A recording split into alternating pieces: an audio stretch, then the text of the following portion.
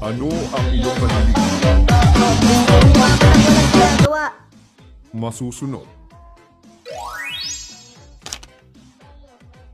Ano to?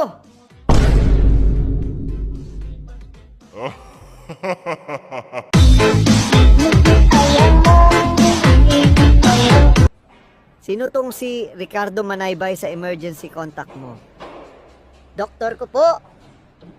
Bakit hindi yung nanay mo nilagay mo dito? Ayoko.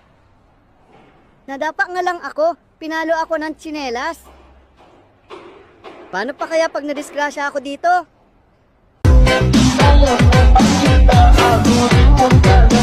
Pre, anong problema? Nag-away kami ni Mrs.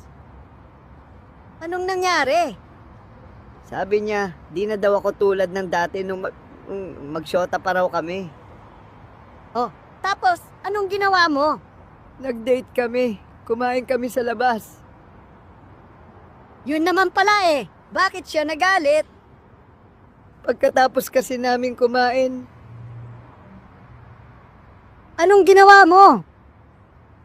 Inuwi ko siya sa parents niya.